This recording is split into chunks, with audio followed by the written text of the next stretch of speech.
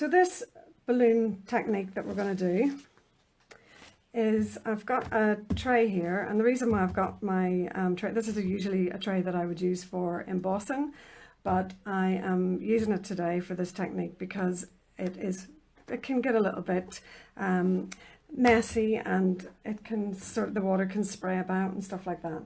So the actual technique is to get an ink pad, and I'm gonna just stamp straight into the ink pad, straight into the tray like that with the ink pad, and I'm going to make sure I've got enough because I want to make sure that there's plenty. Now you can do this technique with both water card and with Very Vanilla or Whisper White card from Stampin' Up. The Whisper White card is nice and smooth, and we'll start with that. And the watercolor obviously the watercolor card has got a little bit more texture to it, and it also absorbs the sort of ink and water a lot more. It's really personal choice, but for card making both work. You can get really messy with the watercolor card. You have to be a lot more careful using the Whisper White because it's a lot thinner and it's not really designed to do watercolor on, or ink and water. But it works, so we're going to give it a go. I'll show you. So I've got my ink in my tray. I'm going to start with a little spritz, just tiny amount of water. I'm going to use a small balloon to start, and I'm going to smoosh the balloon around in the ink because I don't want these solid lines. I want it to be as I often say in my classes, I want it to be smooshed. So you will get all sorts of different results with this technique. It's not going to turn out exactly the same as the next person who does it. It will be different. It depends how much pressure you use. So I'm going to start and just tap the balloon into the tray and then come onto the card and just do little pressure up and down like so, and I'm just gonna keep doing this like that and just keep going. And you can see it does look like flowers with little centers in them, so hopefully, there we go.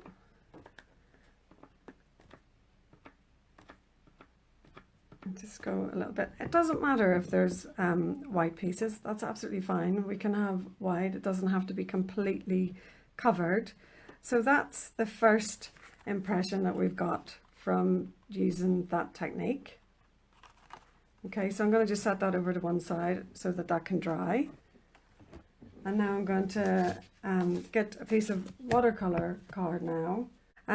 So we're doing a watercolor technique with using a balloon of all things, and I've got my ink in the tray and I've spritzed a little bit of water, and now I'm going to get the watercolor card. I can be a bit more free with this because it's a watercolor card, so I can add a little bit more water, and then I can be a little bit more heavy-handed and just really smoosh because it's watercolor, and I'm putting more pressure on this time.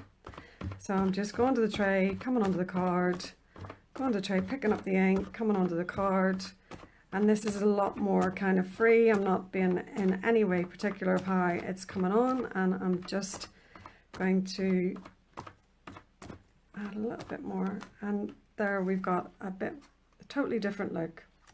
So that's bringing the first one I did where I was very careful, and the second one, so you're getting a totally different effect.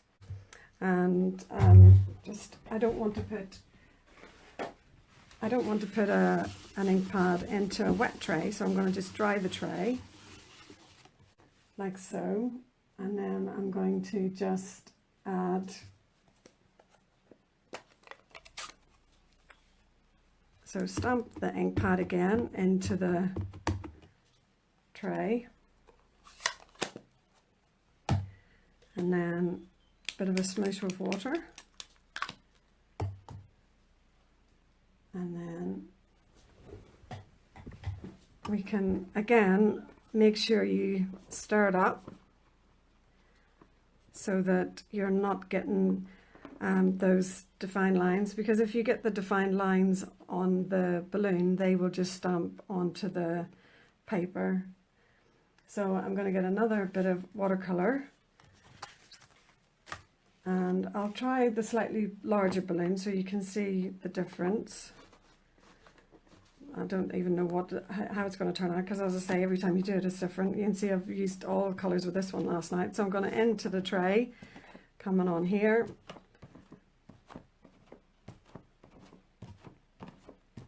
And picking up and smooshing it down. Okay, that was a lot quicker. So there you go. So we've got the smaller balloon and the larger. You can see there's obviously larger areas that the balloon has covered on the card.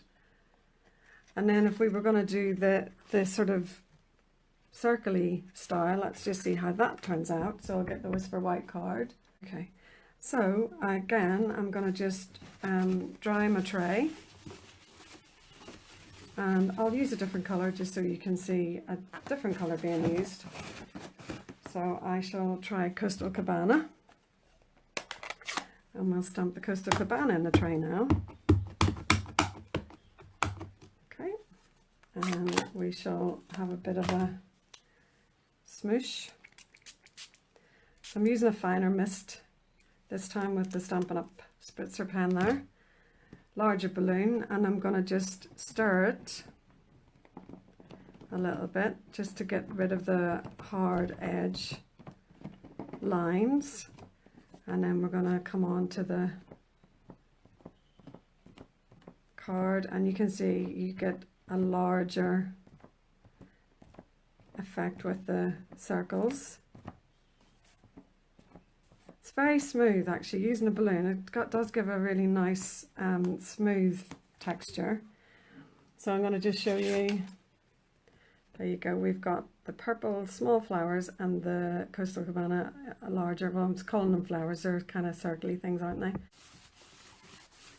So I use Granny Apple Green. So let's just stick that in there.